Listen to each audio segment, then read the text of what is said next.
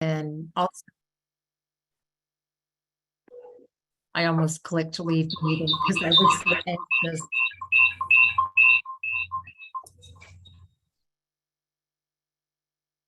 Is this better? All right. I'm going to tell you why a little bit about myself and my history so that you can understand why this work of community engagement and public service is really a passion of mine. And also why becoming a state rep was such an unlikely path for me. And I will start by saying that all of my life, ever since I was a little girl growing up in a small town in Georgia, I've wished I had a calling or a purpose. And maybe I wanted that because our mom was a single mother who worked outside the home full-time, leaving my brother, sister, and I to kind of fend for ourselves. And to be honest, in that void, I didn't think my life had much meaning. I dropped out of high school at the end of my junior year to help make ends meet. I wasn't expected to be anything, so why did that matter? But my high school chemistry teacher, when she learned that I was not coming back for my senior year, put a piece of paper in my hand with the name, address, and phone number of a general equivalency testing center and made me promise that I would get my GED.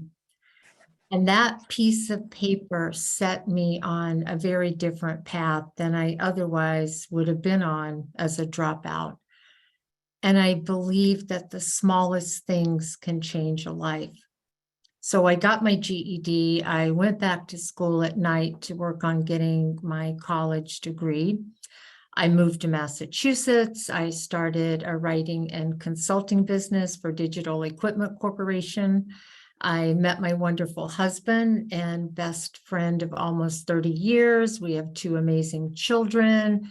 I managed a downtown revitalization program, and I even taught English language arts to middle schoolers for 10 years.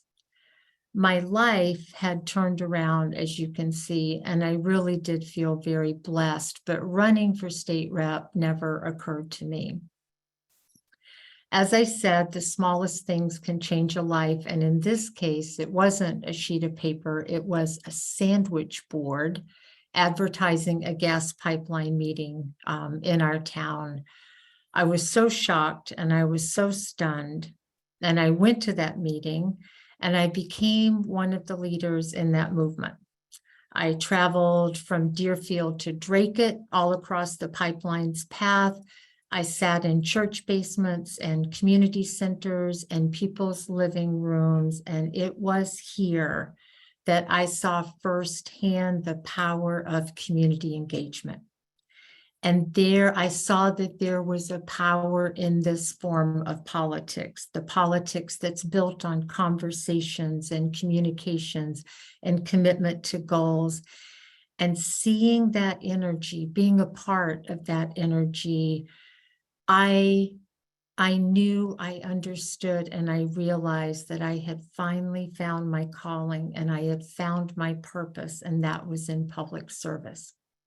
So I ran for my select board, and to be honest, when I was actually being sworn in, I had my hand raised, I'm taking the oath, and I thought, oh, all of that power and energy and engagement, that's all well and good on the private side, but I was going to find out that it didn't translate to this public side. And nothing could be further from the truth, because bringing people together, building vibrant communities always has power and it always has energy. So in the summer of 2021, I learned that the Democratic challenger for this seat from 2020 was not going to run again. And I also realized that state representative was just the natural next step. But I can tell you that that campaign was a lot different than the one for select board. And when I tell people this story, it just sounds like an incredible, unbelievable work of fiction, honestly, because during the campaign, the state rep campaign, in addition to all of the normal, incredibly hard work of a campaign day in and day out, I had not one, but 2 bouts of COVID, and I had not one, but 2 bouts of Lyme disease.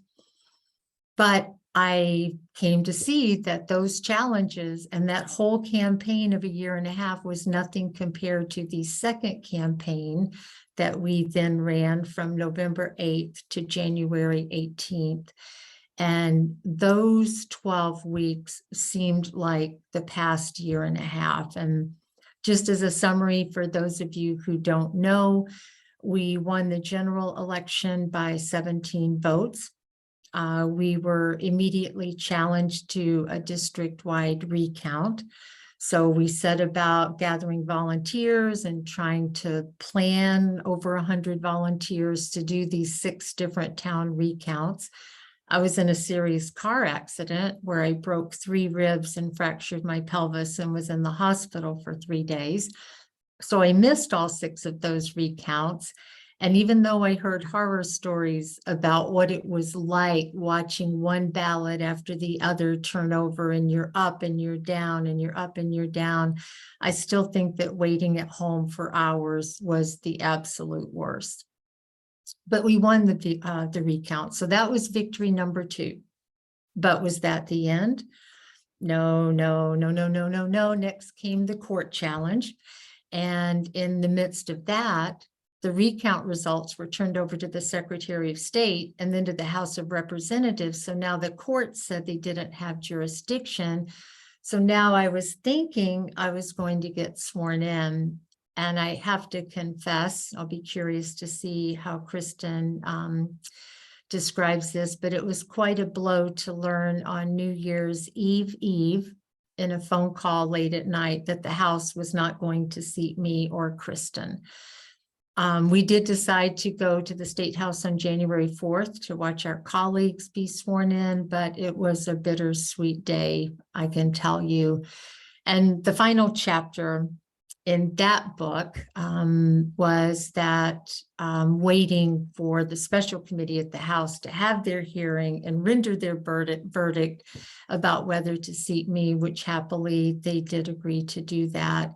And on January 18th, I was sworn in by Governor Healy and finally able really to get started on the work that I find so meaningful and so purposeful and so powerful, which is the work of the people. And Norma had asked about lessons. So it was a very long journey and I did a lot of reflecting on it. And for me, there were 3 very important lessons. And the first one is we are stronger than we think we are. And we are strongest when we stand together. The second lesson is that I see that people are hungry for community and to know that someone cares. One of the most impactful stories I have from the campaign trail that really sums this up and continues to inspire me came on the last day of canvassing, November 7th, and I was blasting through a neighborhood. And it was the kind of neighborhood that looked like people had to work very hard to make ends meet.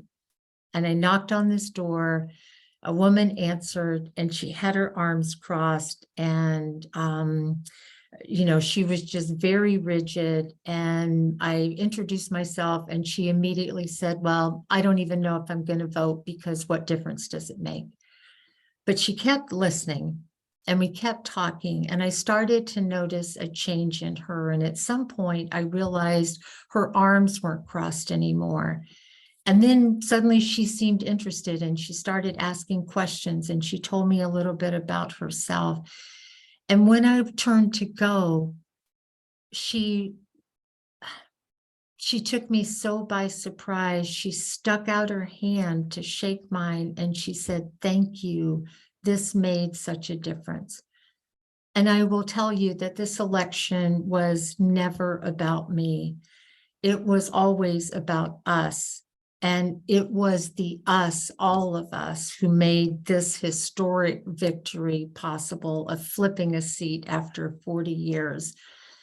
And the third lesson I will say, to reiterate something I said earlier, is that there is truly a power in this form of politics, a politics that is based on meeting people where they are, genuinely caring about where they are, and having the courage and the commitment and the heart to be all in to make a difference. And I think that is so hopeful, not just for my district and not just for this state, but really for our country and at large. And I am looking forward to doing that work with all of you. Thank you so much for having me here. That's amazing. Your lessons were perfect. Mhm. And I hope everyone will take them to heart. If anyone has a question that they want to ask Margaret, please put it in the chat now, or we can come back to it later if you think of one after we've heard more speakers. But I have a question. Is there anything that's happened now in your sort of maiden voyage as a state representative, a particular bill or a particular interaction or something else that jumps out at you as something you may not have expected or that was particularly meaningful? Oh gosh, I think, Norma, I was expecting there to be work, legislation and request and items that needed to be taken care of by a municipality, but I wasn't expecting to find the humanity behind each one of those. Like the emails that I get, the phone calls, the requests for help, they're just so poignant. And there's a lot going on in the world right now with, the economy and housing and concern about losing jobs and healthcare. I mean, people are so stressed, and we're still trying to come back from COVID. And I think, again, it's almost like being surprised when I was sworn into the select board, like, I just suddenly realized, wow, this is a different arena, and it's not going to be that wonderful. Oh my God, but we can work together, which I think we think now in this day and age, there's no way we can work together, and it's kind of hopeless. And that's not the case. I mean, when you're genuinely engaged in something, I think that comes across. And so to go back to your question, I have been so humbled and just so honored to be able to try to do some work that really helps people where they are and where they're at their neediest. Thank you. I don't see any questions right now, but that's okay. You can post them later, and they can be for 2 or 3 speakers, and just specify who you're asking.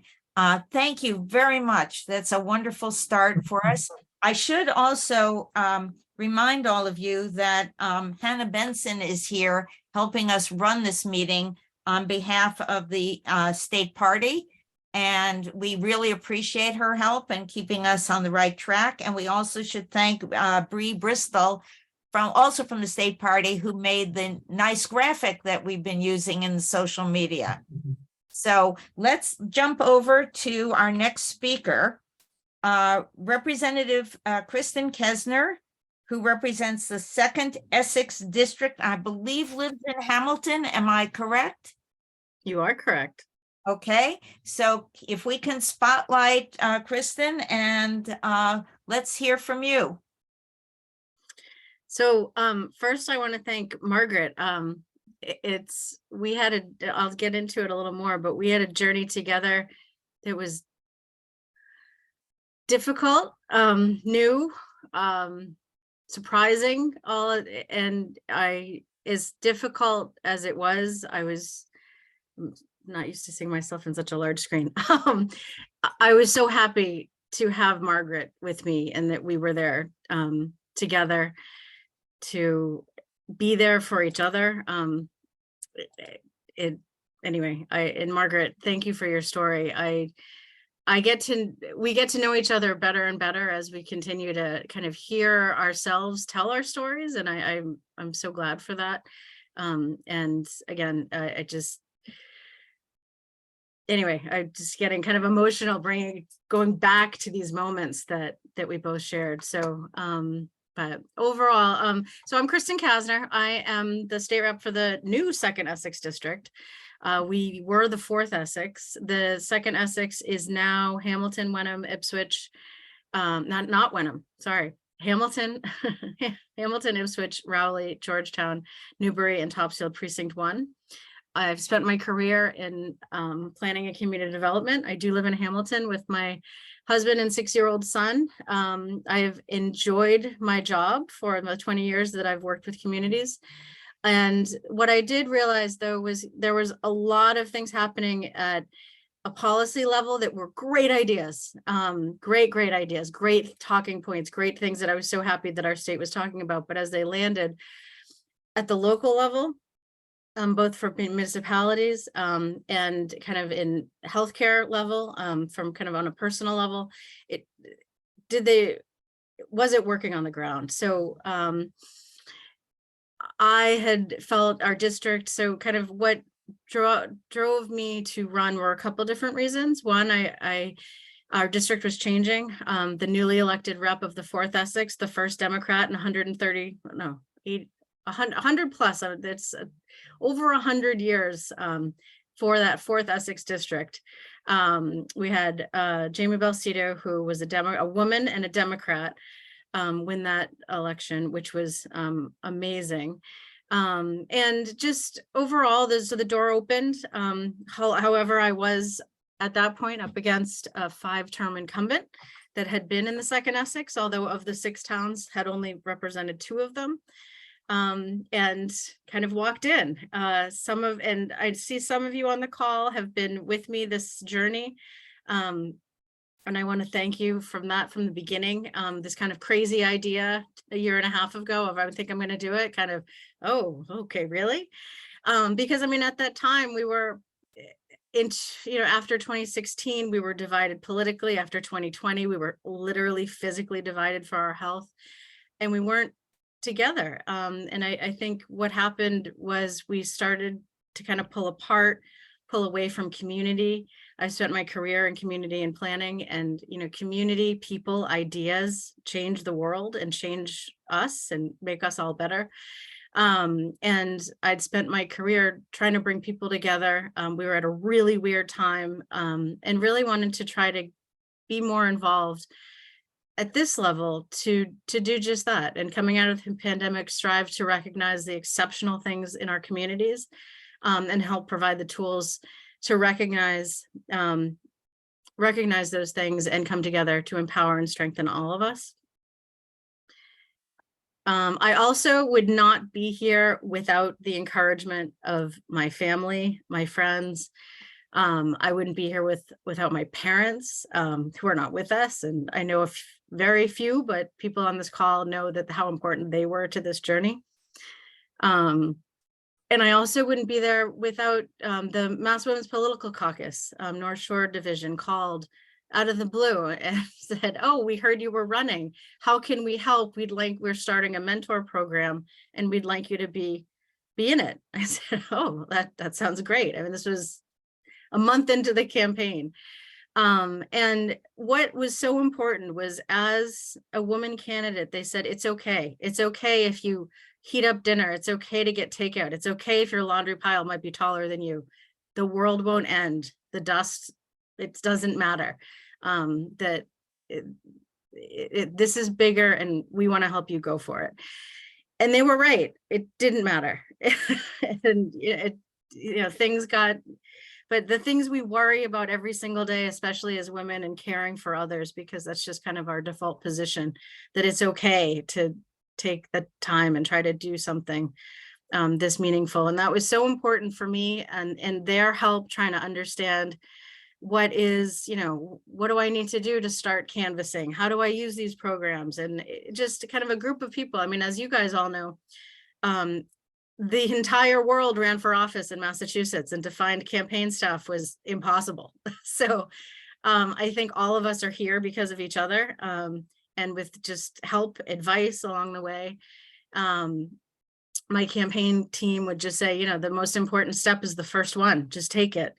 And I had one of my campaign, someone on my campaign team, who were all pretty much volunteers. We're kind of a ragtag team and trying to fundraise. I was also at the time of the planning director, so I was a public employee. And I don't know if all of you know, but as a public employee, I personally cannot ask for money, even for myself in a district that's completely outside of where I may be an employee. So for 2/3 of my campaign, I had to have this kind of third party kind of convoluted fundraising situation work out. So I first will say being a public employee in fundraising is impossible. People would say, oh, you're working and you have a family. Oh, that's so hard. No, being a public employee in fundraising for your campaign is impossible. So however, I think so many of our public employees have the type of background that really are valuable to public office. So I don't know exactly where to go with that, but I think we need to keep talking about that in general, in more of kind of conflict of interest way, not necessarily you're just banned, you can't do it, because I think it takes away a lot of wonderful people that could be running, because it's really hard. I ended up stepping away from my job after the primary, just in order to win, or even to try to win, it was just something that was important to me. So I just want to bring up that point in terms of kind of one of the first hurdles. And then just the last thing, I had Sam on my campaign team. He would just say the Wayne Gretzky quote of, he never made a goal on a shot he didn't take. So just go for it. Go, you can do this. So that just, again, it's just all of us and everyone around me made this happen, and not me. And I ran. This is the first time, being someone that had worked behind elected officials. I was kind of behind the people, behind the curtain, and it was new to kind of step out and be in this position, but great. And the conversations that we had for the first time, I mean, it's so often we just have casual conversations with each other of the weather and the restaurants and but real meaningful conversations about climate change and senior care and healthcare and education. And it was really something I kind of, you think might happen, but it did. And it really changed how, it really gave me the fuel to keep going. So as most of you know, we had over 24,000 votes in the 2nd Essex. And I was again running against a 5-term incumbent. I am the candidate who won by 1 vote at the end of the day.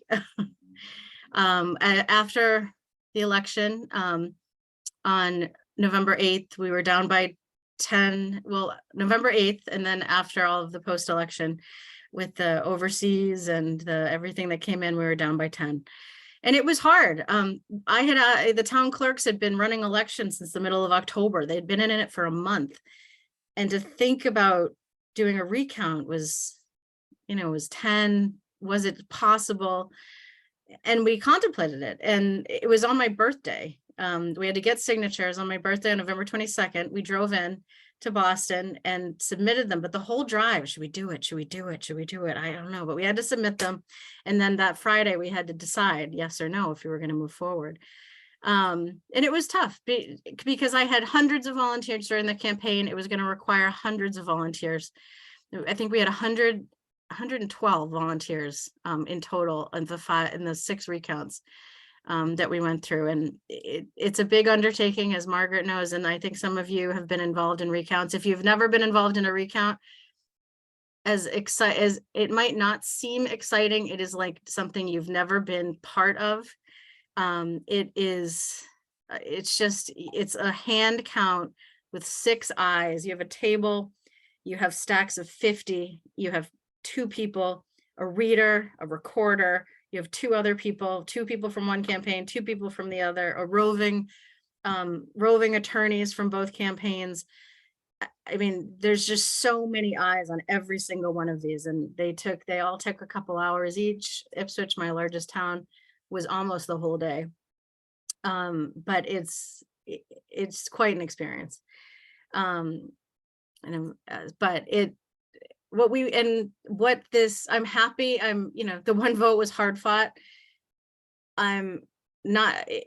I'm proud to be known as one vote, not for the one vote, but really for the quick awareness from everyone of how important every single vote counts, and every single vote and every single voice in that vote counts.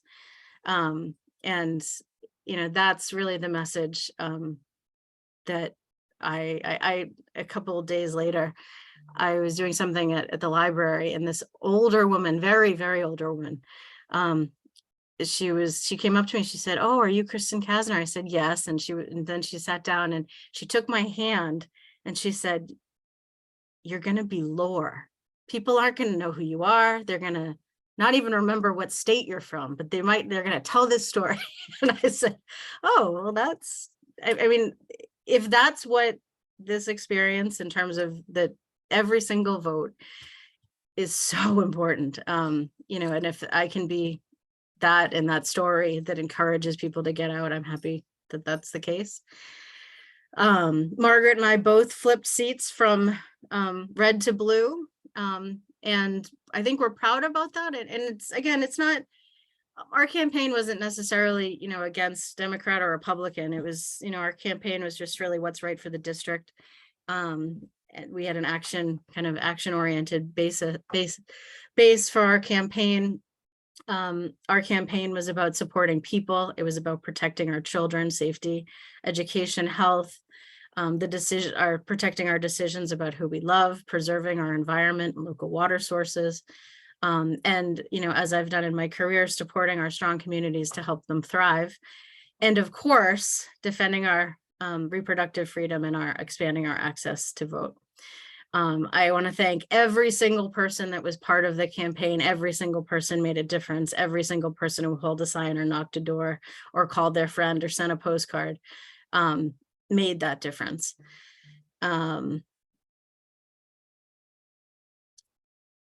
So we went through, we did the recount, 6 towns, 115 volunteers. My lawyer, Jerry McDonough, who, if you don't know, you should. He is wonderful. He has a wonderful way about him. He's a legal genius in terms of elections and recounts. Was there with me, and at the last day of the recount, Wednesday of the recount, about 3:24 in the afternoon. That's what kind of sticks in my head. You had everyone scribbling on paper, and Jerry sitting at the table that we had in the high school, not the high school gym, the town hall gym. And Jerry looks over and he says, "I think you're up by 1. I said, Jerry, use your calculator, just do it again. Because my whole body, like from head to toe. I mean, I went through the recount down by 10. What was I going to lose? I'm going to lose again. So, at that exact moment, and then Elizabeth Kilcoyne, who was my everything on my campaign, I pulled her down to sit next to me. I said, "I think Jerry says we're up by 1. And it was interesting because then you looked up and everybody else is scribbling. And then, I don't know, things just got different. From that moment, everything was a little bit different. And so that was Wednesday. Thursday was Topsfield. Nothing changed in Topsfield. So we kept that 1. It was okay, 1. And through the process, they're an interesting team in terms of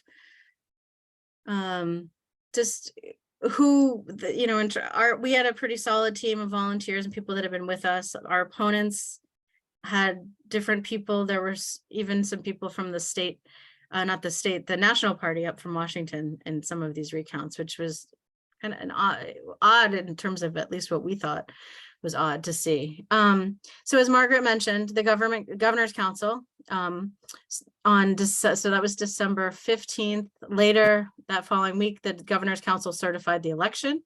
So did the Secretary of State. And we were certified electors because the Constitution said, the Massachusetts Constitution. I hope that you can see her. That is. Sorry, just waiting. So that, you seat the certified electors. So Margaret and I, okay, we're seating the certified electors. So that call so first, actually, that wasn't even the call yet. So first, Christmas Eve, my opponent, so we were kind of wondering, is anything going to happen? No, our opponent hadn't really filed anything. Christmas Eve, lo and behold, there was a filing in the Massachusetts Supreme Court. Okay, so I guess we're here. And what was filed was that he contested the recount. Interestingly, only contested 3 of the towns. I wasn't named in the objection. It was against 3 towns and the Secretary of State. So we had to have a motion to intervene, which was a couple days after Christmas. Was that? Yeah, after Christmas.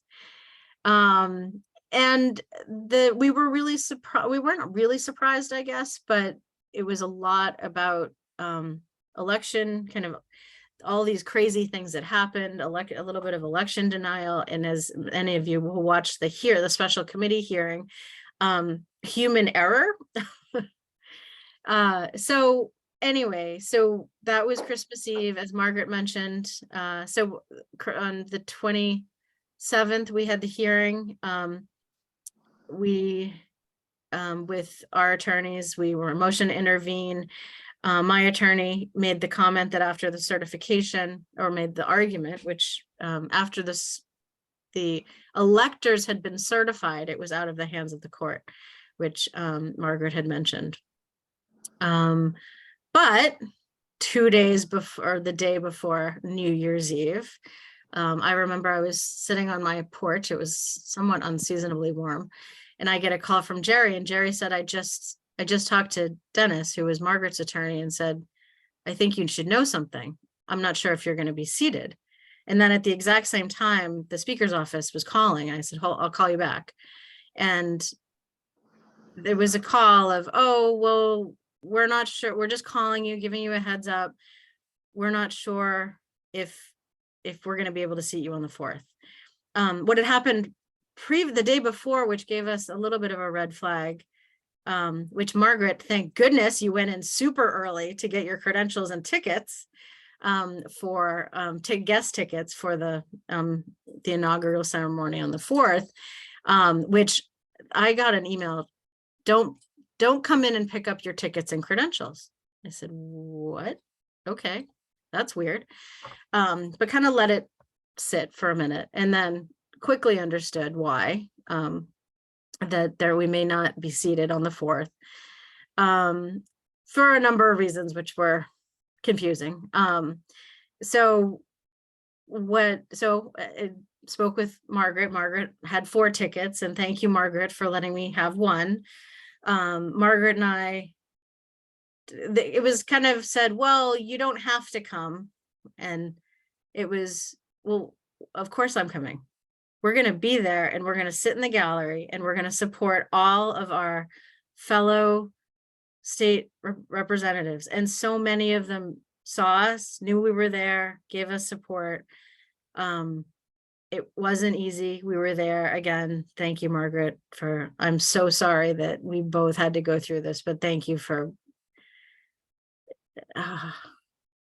being with me that we were together to kind of be strong for each other. And I mean, it was literally like taking a deep breath, putting on a suit of armor and walking in, which we did. And we stood proud, and we have a picture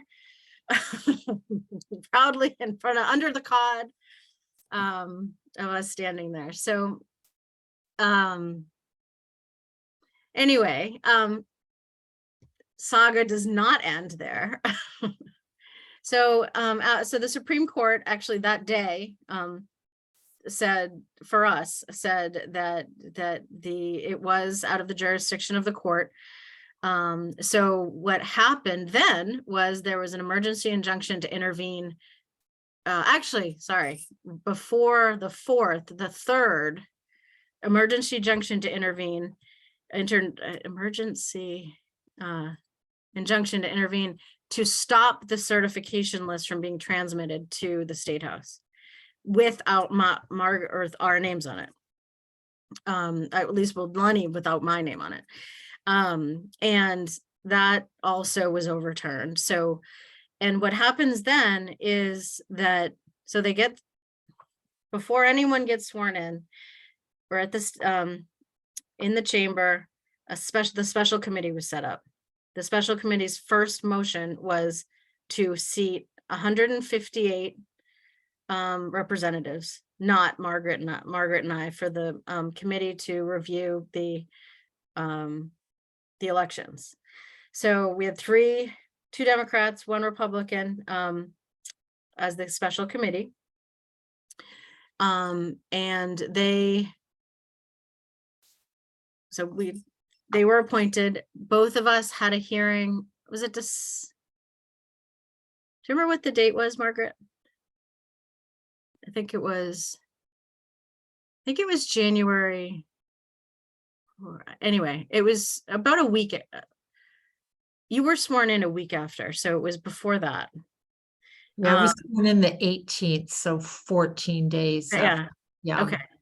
All right. So, okay. So I think it was the 14th, but so we both went in. My hearing was at 10. Margaret's was at 2. Someone just posted Friday the 13th in the chat. That was fun.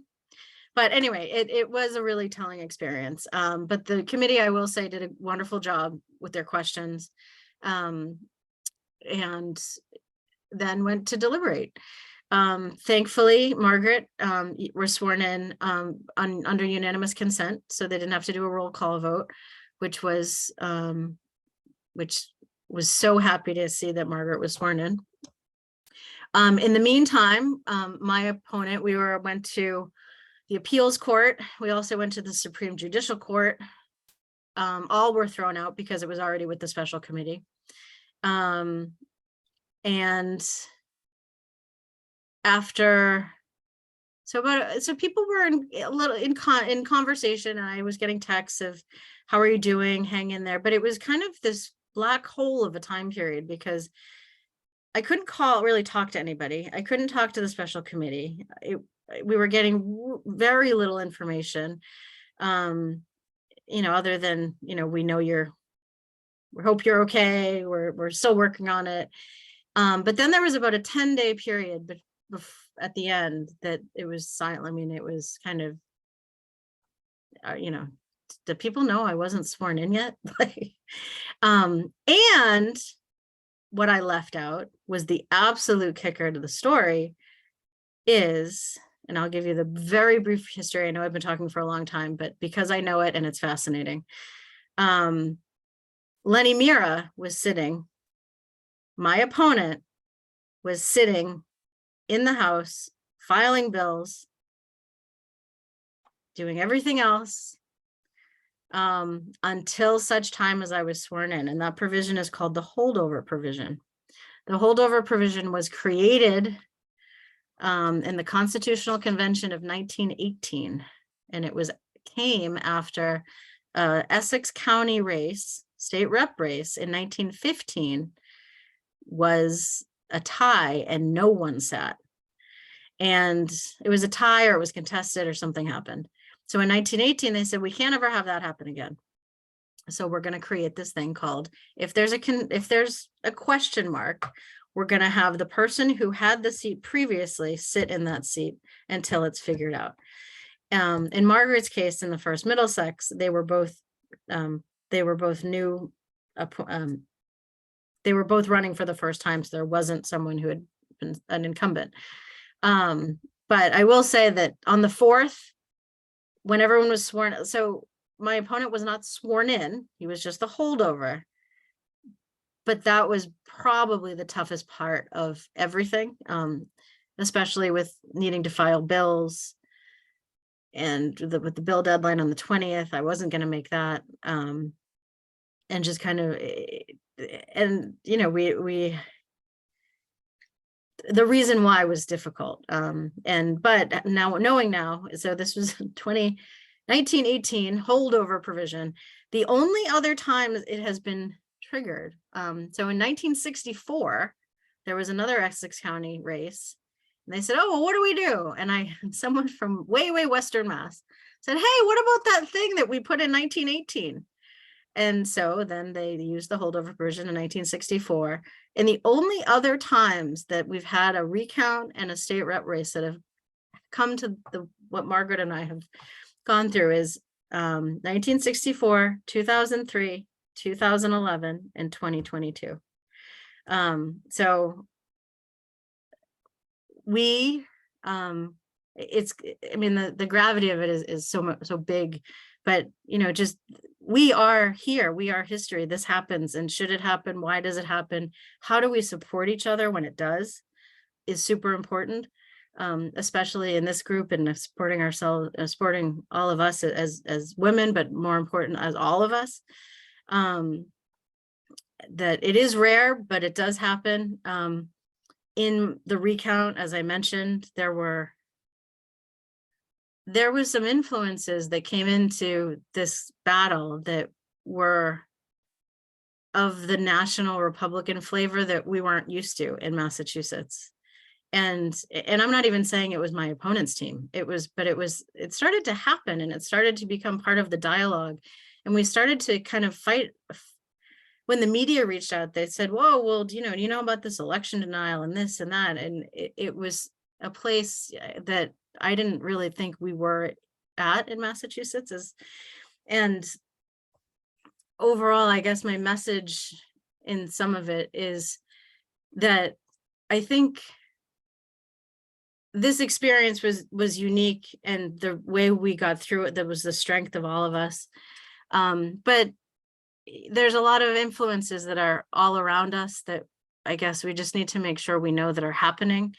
That I've been meeting with the town clerks. I've been talking a lot about the access to voting, but also the integrity of our elections, and making sure that we can give all the people working elections all the tools they need to be successful, so we don't go through question marks of, I mean, there's one thing to have misinformation, but there's just, I mean, things happen. And if you have faulty equipment, or you have this or that, and how can we just make sure that we continue to invest and empower and give people what they need to run, support our candidates, but also support those that are undertaking elections, because people run elections, and they do a really good job of it, but they only do as well as the tools they have to undertake them. And there's 9 different ways to vote.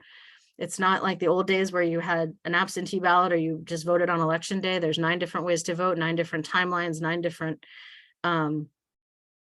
ways in which they get information, transmit information.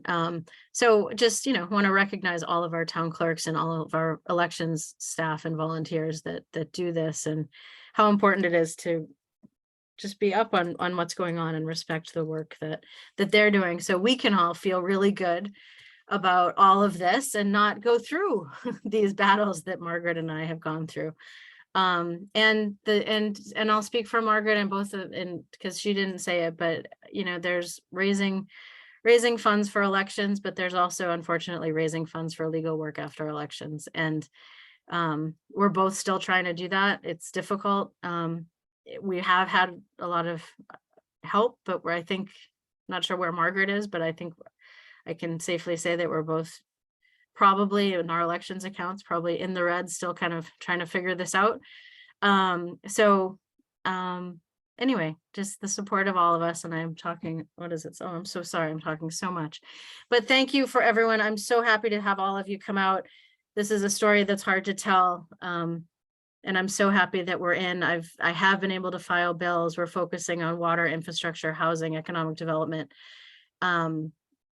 education, and a whole bunch of other things that I'm so happy to be part of and working with my colleagues and Margaret, and it's mid-career job change is an adventure. But it's a really great one, and I look forward to working with all of you and encouraging other people to be part of this. It's all of us that can, move us all forward. So I'm not here without all of you, and thank you very much for having me. I'm sorry I went on and on, but every vote counts and every voice matters, and thank you for being involved. Thank you, Kristin. That's an amazing story. And I think from both of you, I keep thinking of one word: persist.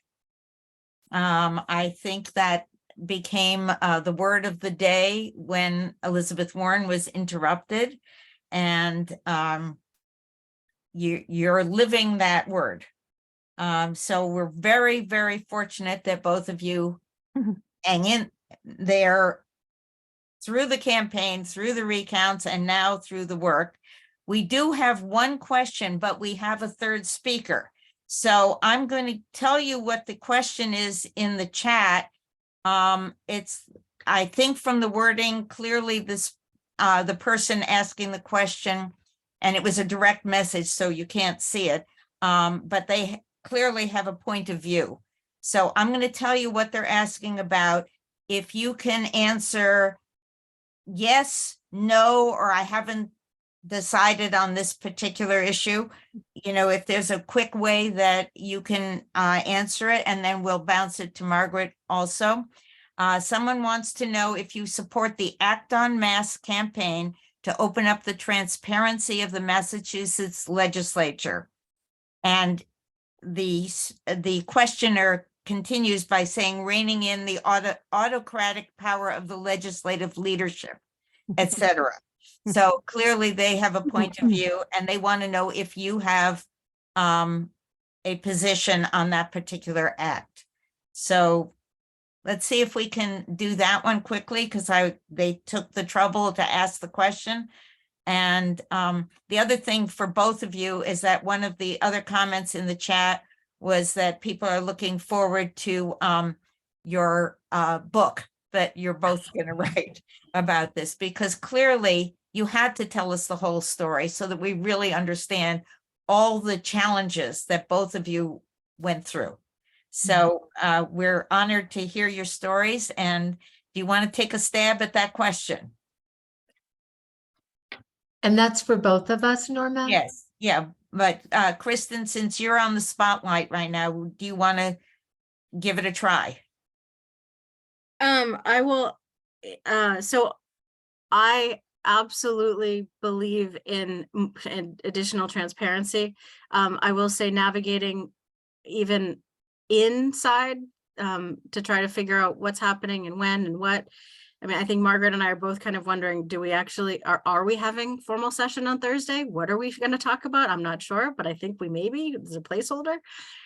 So I think for a lot of reasons, I absolutely think that the more information that we can put out. What I'm trying to understand, I'm 6.5 weeks in. So I still, and I have co-sponsored very few things, and I'm still trying to figure out my way around a lot of things. So I'm not going to take a direct position on the exact bill, but absolutely agree that more transparency inside, outside, how we can communicate to you. We should be able to communicate what we know when we know it. And that's what I try to do in my district. And as much as we can do that more within committees and caucuses and what's happening at the House, I absolutely agree. And I think that there is a reason why it exists, and the reason why the phrasing of that question, I see why the way that you're asking it. I'm still trying to navigate what, why, how, and agree with the premise. But as I mentioned earlier, there's a lot of great ideas that how do they land on the ground, and really just want to untangle it a little bit to understand. But if there's anything I can do to increase transparency and get information out to the voters and my constituents, I will always try to do that. Actually, if both of the representatives put their office email or website in the chat when you get a minute. Then perhaps the person who asked that question and anyone else with a question can email your office. Okay, Margaret? Well, I'll be really brief because I think Kristin did a good job of covering it. And, you know, I think as a new representative, it is a little mystifying, some of the policies and procedures. Again, okay, are we having a formal session on Thursday? It's Tuesday at 8. You know, usually we find out like Wednesday night, oh, we're having a formal session on Thursday, but we still don't have the agenda. Like, that's just the way it seems to work. I am all about transparency. I want people to know where I stand we had 5 debates in my election, which I didn't mention, but yes, we had to go through that 5 times. And I wanted people to understand what I stood for and where I was coming from. The House did vote not to make our committee votes public, but I will be making those public on my website. You know, again, with the caveat, like what you vote on in committee, I will guarantee you 1,000% that if that makes it all the way through to a bill, it might not look anything like what you voted in committee, but still you're making a commitment into committee to support something or not support something, and I will make those public, even though as a body, the House is not planning to do that and committee chairs are not planning to do that. Thank you. By the way, before the meeting ends, all the speakers should take a look at the chat because you're getting compliments and applause. So take a look there, and let's go to our 3rd speaker and see if we have any additional questions that end up in the chat. But I'd like you to all meet Audrey Hall. I will let her introduce herself. She's a commissioner on the Massachusetts Commission on the Status of Women. And I will also add that I've known Audrey a long time, and I particularly want to brag about her marvelous long-running cable TV interview show, where she brings tremendous amount of information to the local community. And it's really well done and very informative. So let me hand this over to Audrey, and let's hear about the commission, you and about the commission. Thank you. Okay, well, thank you, Norma. I just want to say everybody should just take a little stretch. Because those were some pretty intense experiences that we just all learned about. And oh my God, I just want to say that Rep. Scarsdale and Kassner, you are heroes. Margaret and Kristin, what you've persevered and gone through is just remarkable and commendable. So hang in there. The best is yet to come. That's what I would say. You know, your efforts will definitely pay off. But there is really, in my opinion, nothing harder than running for office, especially as a woman, and having to endure all that you endure in order to get elected. The job is going to be 10 times easier than the campaign. And so congratulations for all that you've accomplished to this point and everything that's to come. I just want to say it's so exciting to be here because I feel like we're with women who are fighting for justice. You know, women that shake things up and pull a chair up at the table, even when there isn't one, and make sure that their voices are heard and that they don't back down right down to the last vote. And so being with, and I know we're with women and men tonight, but I just want to say to the women that are fighting the fight, you know, that we're with you. I'm with you, and we all need to be there together. I'm Audrey Hall. I have spent my life, adult life, helping people communicate as a consultant in both the private and public sectors. I've worked on so many campaigns to help other people get elected. I see, especially, like I said, how very different female candidates are treated when they run for office, how they are targeted and harassed, and how they're expected to uphold to higher standards. In my advocacy and volunteer work, I dedicate my energy to taking on the issues that I feel are going to make the difference, you know, to take on the issues that are going to level the playing field. And it started really, I guess I'll tell you a little story. When I was in high school, my father used to kind of in an accusing way, he used to call me a feminist. And I didn't even know what it meant. And I got defensive. I'm like, oh, I'm not a feminist. Well, I didn't know what it meant, but you know what? I soon found out I was indeed a feminist all the way back then. And I have been ever since. And I've spent my adult life climbing ladders, breaking through ceilings, blazing new trails while fighting for opportunity and justice for women. And when I tell you where I've been, you'll understand. I spent half my career in media, working in the male-dominated big New York City advertising agencies, just like it was in the TV show Mad Men. I worked in broadcast, commercial, and public TV and radio, and in cable television, in front of the camera and the mic, and behind the scenes, and in the corner office in management. And I was openly paid less money than my male colleagues for the same jobs, turned away from jobs as a leading candidate and told that it would be uncomfortable for the men. But I never let any of it stop me. You know, I always stood my ground, pushed through to pave the way for others coming with me and after me. Looking back, you know, when I was a new mom, I actually, even though I was entitled to maternity leave because of the Family Medical Leave Act, thank goodness for Bill Clinton for that, I had to work through that maternity leave in order to save my job. Wouldn't have happened if I was the father of a newborn. And as a new mom, I got involved in local politics through education. You know, there was a knock at my door one day, and Norma was one of those people knocking on my door. There was, I'll never forget it. It was over 20 years ago. There was an effort to get a new high school built in Framingham, and I was a parent of a young child, and some of the real strong female advocates in our community were looking for other people to get involved, other moms. And they came and talked to me about town meeting. I had no idea what town meeting was. But I got involved because of them.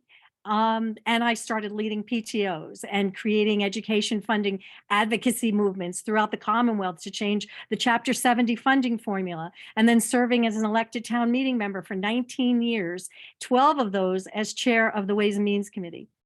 And as Norma said, I'm also a TV producer and talk show host. I bring informative content to viewers. It's been over 20 years.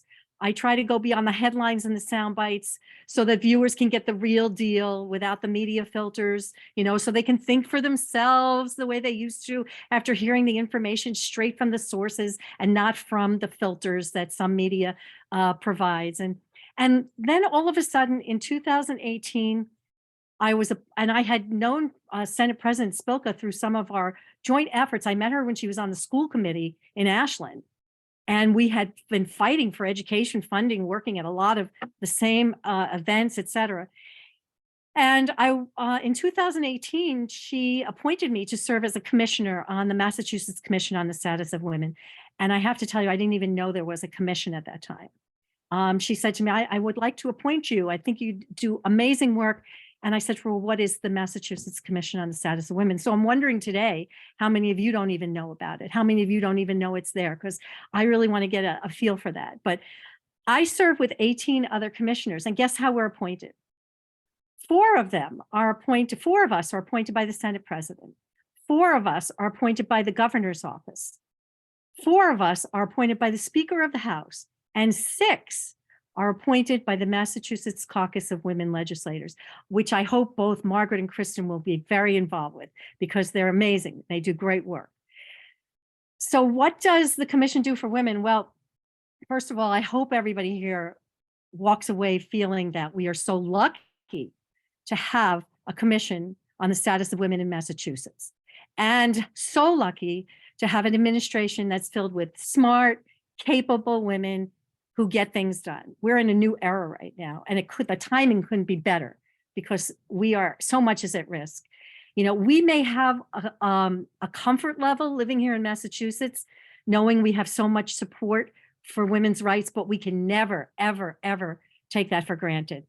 And Women's History Month is the time to really, really think hard about that, because there is always a determined force coming at us to chisel away at those rights, even when we don't think there is. And now it's become so blatant. We all know there is, but we see little pieces coming off here and there, but we don't realize how quickly those little pieces can take a giant chunk.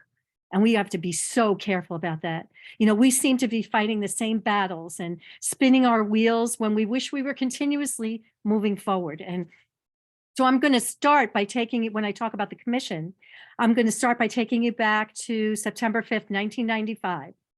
It was at the United Nations 4th World Conference on Women in Beijing. And First Lady Hillary Clinton, she sought to closely link that whole notion of women's rights with the notion of human rights. And in her very famous speech, she used the phrase, human rights are women's rights, and women's rights are human rights. We have to fight for human rights.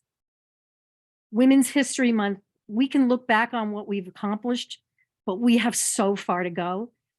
The charge coming out of that conference in Beijing back in 1995, the charge was that every state should go back and create, and it was an international conference, but every state should go back and create a women's commission to further impact gender equity efforts throughout the United States. Well, at that time, First Lady Weld, Governor Weld's wife, she took that charge so seriously. We have so much to thank her for, because she worked for 2 years after coming back from that conference in Beijing with the legislature to form the Massachusetts Commission on the Status of Women. It didn't get a lot of funding, and it only got some funding recently. I'm going to tell you that story too. But the purpose of the commission is to advance women and girls towards full equity in all areas of life, and to promote rights and opportunities for all women and girls. And the mission is to provide a permanent, effective voice for women and girls across Massachusetts, standing for fundamental freedoms, basic human rights, and the full enjoyment of life for women and girls throughout their lives. So when I told you about how we're appointed as 18 commissioners, and since the commission was created, we have formed 11 regional commissions throughout the Commonwealth. You all have regional commissions near where you live. And those commissioners that serve on the regional commissions are appointed by the state commissioners. We appoint the regionals, and those appointing bodies appoint us. For decades, the Massachusetts Commission on the Status of Women was severely underfunded. I mean, imagine having a group made up of all these state commissioners and having to run your entire organization on like $200,000 a year and less. But in 2021, we broke new ground with support from Senator Spilka and, yes, Governor Baker. We have now gone from $204,000 to just under $1 million. And we have staff now that can help us do the work that needs to be done. We have a new group that is focused on girls, creating a pipeline, helping young girls learn about leadership and to get involved and to advocate. And I have to tell you that during COVID, we jumped in 10 days after the governor declared a state of emergency due to the pandemic. We formed a COVID impact committee in the commission. And we decided that no matter how hard it was, we were not, for us, going through this with everyone else, we were not going to let the women of the Commonwealth go unheard. We knew they were going to be impacted more than everyone in so many ways, and we wanted to make sure their voices were heard. So the commission formed a special committee. I was honored to chair that committee. We conducted 3 major studies during COVID. We researched, analyzed, and wrote reports, extensive reports on how COVID was impacting women, how COVID was impacting education and childcare, and then a separate report on how COVID was impacting women of color. We submitted those reports quickly and concisely to our legislators, who were trying desperately at that time to figure out what resources were needed to get us through the pandemic, what legislation was needed to help people who were really suffering. And those reports played a major role in helping to bring the data forward that was necessary to make a lot of these decisions. So what does the commission do? I mean, we have legislative subcommittees, we write legislation, but mostly we support, endorse, and advocate for legislation. You may have heard about the Commonwealth heroines. Not only are we looking to change things, but we're looking to lift women. We invite legislators. Margaret and Kristin, you're going to have a chance, you still have a chance through March 31st to nominate women in your districts who are making a difference for a Commonwealth Heroines Award, and we will honor them at a big ceremony, which we do every year, where over 100 women are brought to the State House, nominated by their legislators to be recognized for the work they're doing in their communities. So that's our Commonwealth Heroines program. We have the Jelly, the Girls Initiative. We have Advocacy Day on the Hill. We're working on a new report right now on the LGBTQ community. Some of the legislation that we've been involved with, we were a key supporter of the Massachusetts Equal Pay Act, which took effect in July of 2018. We worked so hard to help end child marriage in Massachusetts. Massachusetts became the 7th state in the United States just last year to put an end to child marriage. People didn't even know it was still legal in Massachusetts and don't even realize it's still legal in most of the country, that young girls and boys can be married off by their parents and have to live a life with no rights in an environment where you can get married at 14, but you can't get a divorce. You can't go to a shelter if you're suffering from domestic violence. You can't have the rights of an adult. So we were very instrumental in helping with the End Child Marriage Coalition to get that passed. We are also fighting very hard for an act supporting parents running for public office so that childcare can be paid for by women who are running and men who are running for office. You can use campaign funds to rent a tuxedo, but you cannot use campaign funds to pay for childcare. That has to end. We are looking to end the discriminatory appointments on boards and commissions with an act to ensure gender parity on boards and commissions. We are looking to increase the access to disposable menstrual products in prisons, homeless shelters, and schools. And we are looking for policies and training to prevent unlawful harassment, including sexual harassment. So what we need to do, we need to close this gender gap. And of course, the greatest accomplishment of all time, not just in in the country, would be if we could pass the Equal Rights Amendment. I doubt I'll see that in my lifetime, but nothing can stop me from hoping and trying. And I hope you know by now that I will be working on that. And I hope with many of you, along with all of the initiatives and efforts here in the Commonwealth. And I'm just going to leave you with this last quote by Gloria Steinem. It's such an impactful quote, and I think it really fits well for Women's History Month. Don't think about making women fit the world. Think about making the world fit women. Thank you all for the opportunity to speak tonight. For the Massachusetts Democratic Women's Outreach Committee, Norma, Maureen, Hannah, all of you, and for everyone who's here tonight, I love and appreciate the opportunity to just share this passion with everyone else. So thanks a million. Thank you very much, Audrey. I really appreciate everything you've said. And I was just writing a little note here that I think the 3 presentations tonight really fit together. You've actually come up with some challenges for the representatives of things that they might want to do. And I hope that every one of you has learned a few things, such as every vote counts and what the Mass Commission on the Status of Women does and how you might get involved. So I think we have our marching orders, and I think you should all take a quick look at the chat before we close out. I don't see any last minute questions, so I think you've all covered your topics so well that you've left people to think about what you've presented. Thank you all again. Thank you again to Hannah and to Maureen. I hope that you will all keep an eye out on social media and email. We are trying to come up with a link so that you can see the rebroadcast of this presentation. There were a number of people who couldn't come tonight who asked if we'd be making the recording available, and we will try to do that. So thank you again to everyone who participated and all of you who joined us to hear the good words and advice from everyone. I'm inspired, and let's get to work. All right. Thank you, and good night to everybody. Good night.